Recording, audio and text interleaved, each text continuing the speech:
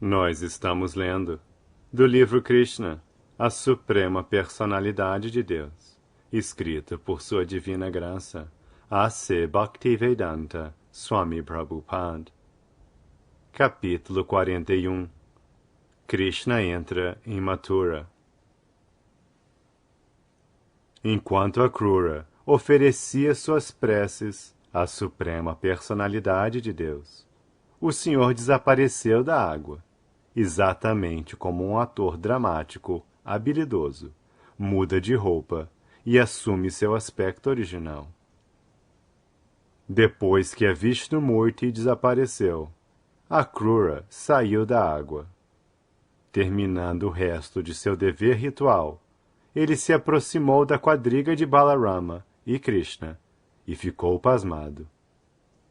Krishna perguntou se ele havia visto algo de maravilhoso dentro da água ou no espaço, no que Akrura respondeu: Meu querido senhor, todas as coisas maravilhosas que estão acontecendo neste mundo, quer no céu, quer na água, quer na terra, estão aparecendo de fato em sua forma universal. Então, quando ouvi, que coisas maravilhosas não presenciei? Esta declaração confirma a versão védica de que quem conhece Krishna conhece tudo, e que quem viu Krishna viu tudo, sem importar quanto essa coisa possa ser maravilhosa. Meu querido senhor, Akrura continuou, não pode haver nada mais maravilhoso do que sua forma transcendental. Que mais resta para ver, depois de observar sua forma transcendental? Depois de dizer isso, Akrura imediatamente pôs a quadriga em movimento. Pelo fim do dia, eles já tinham quase alcançado os limites de Mathura. Quando passavam pelo caminho, que vai de Vrindavana para Mathura, todos os transeuntes que viam Krishna e Balarama não podiam deixar de olhar para eles repetidas vezes. Enquanto isso, os outros habitantes de Vrindavana, chefiados por Nanda e Upananda, já haviam chegado a Mathura, por terem ido pelo caminho das florestas, e já estavam esperando a chegada de Krishna e Balarama em um jardim. Ao chegarem à entrada de Mathura, Krishna e Balarama desceram da quadriga e apertaram a mão de Akrura. Krishna informou a Akrura: Pode ir para casa agora, porque entraremos em Mathura mais tarde, com nossos companheiros. Akrura respondeu: Meu querido senhor, não posso ir sozinho para Mathura, deixando-o para trás.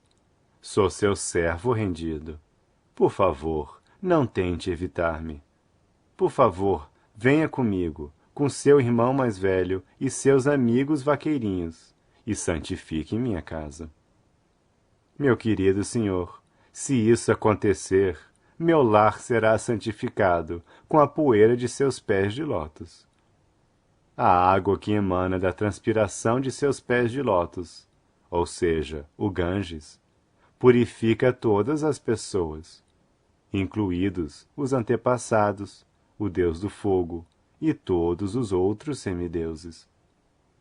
Bali Maharaj ficou famoso simplesmente por lavar seus pés de lótus, e todos os seus parentes alcançaram o planeta celeste por causa de seu contato com a água do Ganges.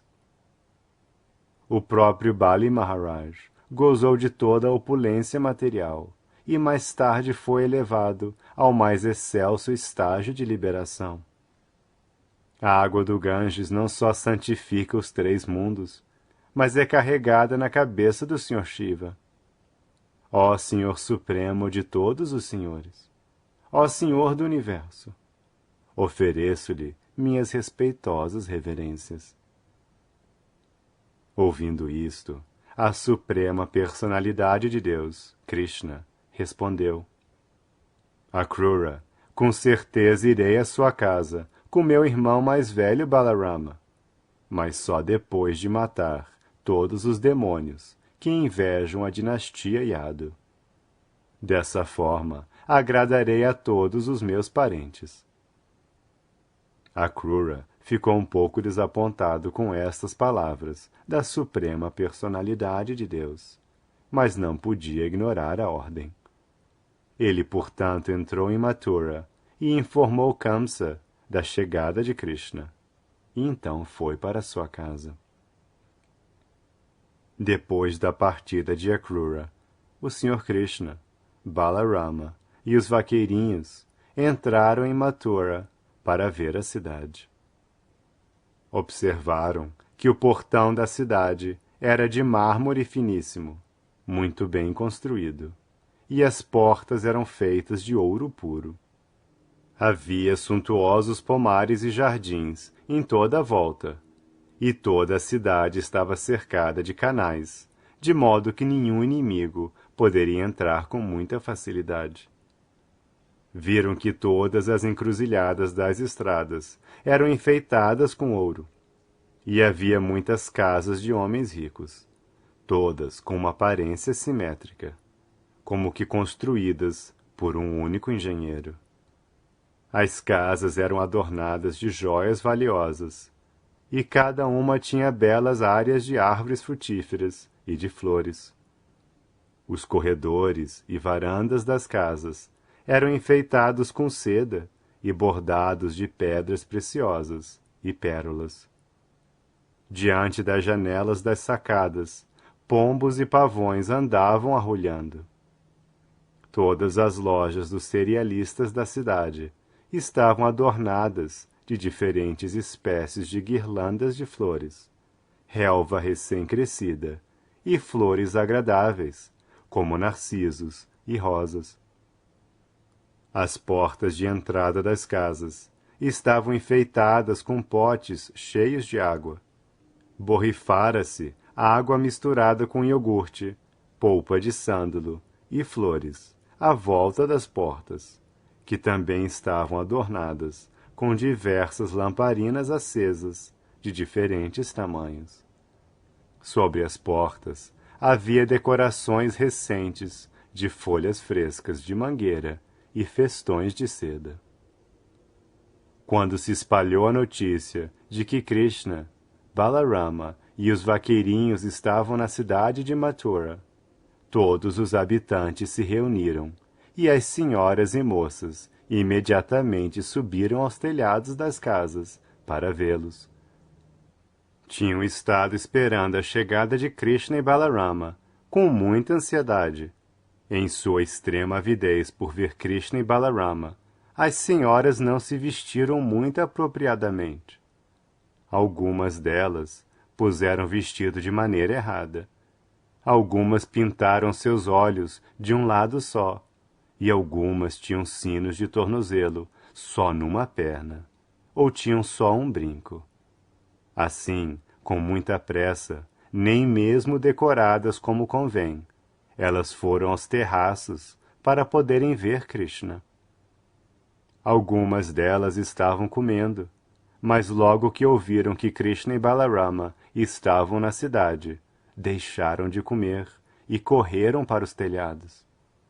Algumas estavam no banheiro, tomando banho, mas sem acabar de tomar banho direito, elas foram ver Krishna e Balarama. Algumas estavam ocupadas amamentando os filhos, mas deixaram seus filhos de lado e foram ver Krishna e Balarama. Passando muito devagar e sorrindo, o Sr. Krishna imediatamente roubou seus corações. Ele, que é o esposo da deusa da fortuna, passava pelas ruas como se fosse um elefante. Por muito tempo as senhoras de Mathura tinham ouvido falar de Krishna e Balarama e de suas características incomuns, e elas estavam muito atraídas e ansiosas por vê-los. Agora que de fato viam Krishna e Balarama passando na rua e viam-nos sorrindo docemente, a alegria das senhoras chegou ao ponto do êxtase. Quando elas de fato os viram em seus olhos, elas os tomaram em seus corações e começaram a abraçá-los, até satisfazer seu desejo. Seus cabelos se arrepiaram de êxtase. Elas tinham ouvido falar de Krishna, mas nunca o tinham visto. E agora seu desejo estava satisfeito. Depois de subir nos telhados dos palácios de Mathura, as senhoras sorridentes começaram a jogar flores sobre Krishna e Balarama. Quando os irmãos estavam passando pelas ruas, todos os brahmanas da vizinhança também saíram com água de sândalo e flores, e os acolheram respeitosamente na cidade. Todos os moradores de Mathura começaram a falar entre si sobre as elevadas e piedosas atividades do povo de Vrindavana. Os moradores de Mathura estavam surpresos com as atividades que os vaqueiros de Vrindavana deviam ter praticado em suas vidas anteriores, para serem capazes de ver Krishna e Balarama diariamente como vaqueirinhos. Enquanto Krishna e Balarama passavam pelas ruas, eles viram um lavador e tintureiro. Krishna sentiu muita satisfação em lhe pedir algumas roupas bonitas e prometeu que, se ganhasse um bonito pano tingido, o lavador seria muito feliz e teria toda a boa fortuna.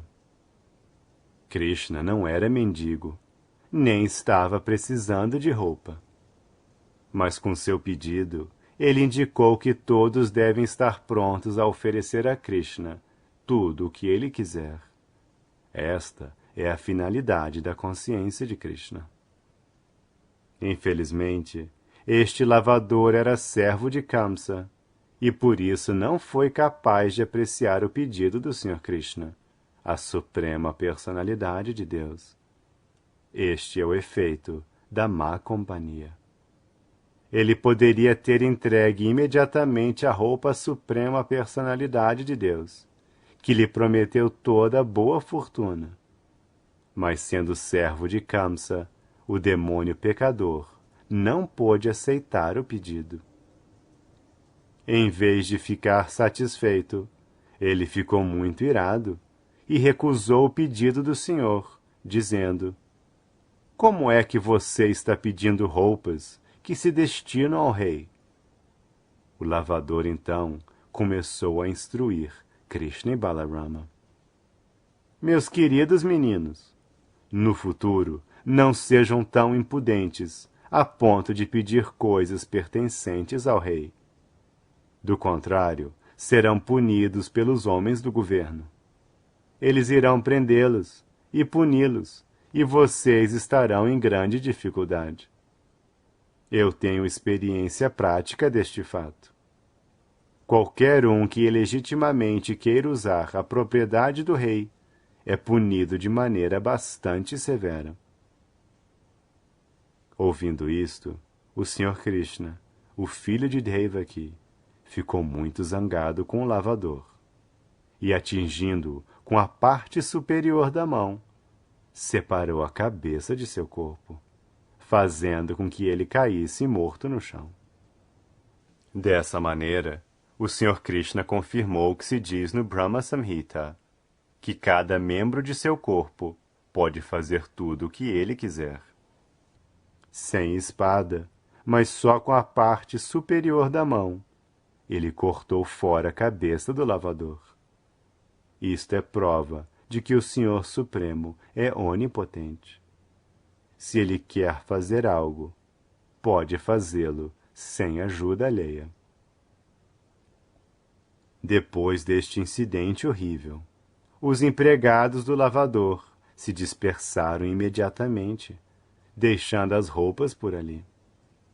Krishna e Balarama se apossaram delas e se vestiram como quiseram. O resto das roupas foi oferecido aos vaqueirinhos, que também as usaram a seu gosto. O que não usaram ficou lá. Então continuaram a andar. Enquanto isso, um devoto alfaiate aproveitou a oportunidade para prestar serviço e preparou algumas roupas bonitas para Krishna e Balarama, com aqueles novos panos. Vestidos com muito esmero, Krishna e Balarama pareciam elefantes, usando roupas coloridas, no dia de lua cheia ou no dia de lua nova. Krishna ficou muito satisfeito com o alfaiate e deu-lhe a bênção de Sarupya Mukti, que significa que depois de deixar o corpo, ele seria liberado e conseguiria um corpo exatamente como aquele do Narayana, de 4 mãos, nos planetas Vaikunta. Ele também lhe concedeu que, enquanto vivesse, ele ganharia opulência suficiente para poder gozar o prazer dos sentidos. Por este incidente, Krishna provou que aqueles que são devotos conscientes de Krishna não terão falta de gozo material do prazer dos sentidos. Terão oportunidade suficiente para ter estas coisas, mas depois de deixar esta vida, eles terão permissão de entrar nos planetas espirituais de Vaikuntha Loka, ou Krishna Loka, Goloka Vrindavana. Depois de se vestir com esmero, Krishna e Balarama foram a um florista chamado Sudama. Logo que chegaram aos arredores de sua casa, o florista foi para a rua e, muito devotado, prostrou-se com o rosto no chão, dando respeitosas reverências. Ofereceu um bom assento para Krishna e Balarama e mandou que seu ajudante trouxesse flores e nós de Betel, com polpa de Chandana. As boas-vindas do florista deixaram o senhor muito satisfeito.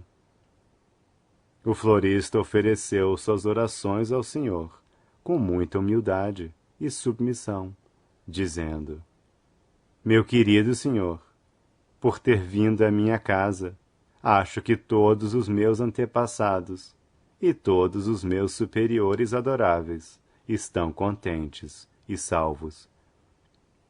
Meu querido senhor, você é a causa suprema de todas as causas desta manifestação cósmica. Mas para o benefício dos residentes deste planeta Terra, você apareceu com sua porção plenária para dar proteção a seus devotos e aniquilar os demônios, e é igualmente disposto como um amigo de todas as entidades vivas. Você é a super-alma e não faz distinção entre amigo e inimigo, mas fica satisfeito em dar a seus devotos os resultados especiais de suas atividades devocionais. Meu senhor, rogo que, por favor, me diga qualquer coisa que queira que eu faça, porque sou seu servo eterno. Se me permitir fazer algo, será um grande favor para mim. O florista Sudama estava muito contente em seu coração por ver Krishna e Balarama em sua casa. E assim, como seu maior desejo, ele fez 2 requintadas guirlandas de várias flores e deu-as de presente ao senhor. Krishna e Balarama ficaram muito contentes com seu serviço sincero, e Krishna ofereceu ao florista sua saudação e a bênção que ele está sempre preparado a dar às almas rendidas. Quando o florista recebeu a bênção, ele pediu ao Senhor para continuar sendo seu servo eterno em serviço devocional, e por meio deste serviço fazer o bem a todas as criaturas vivas. Através deste exemplo, fica claro que um devoto do Senhor, em consciência de Krishna, não deve se contentar apenas com o próprio avanço no serviço devocional. Ele deve estar disposto a trabalhar pelo bem-estar de todos os outros. Este exemplo foi seguido pelos 6 Goswamis de Vrindavana. Por isso se diz numa oração sobre eles: Lokanam ita karino. Os Vaishnavas, ou devotos do Senhor, não são egoístas. qualquer benefício que recebam da suprema personalidade de Deus, como bênção, eles querem distribuir a todas as outras pessoas. Esta é a maior de todas as atividades humanitárias.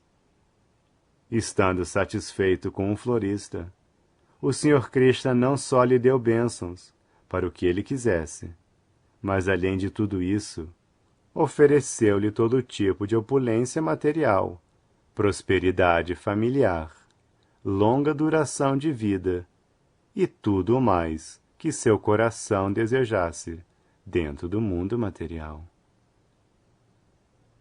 Neste ponto, encerram-se os significados Bhaktivedanta do capítulo 41 de Krishna, intitulado Krishna entra em Mathura.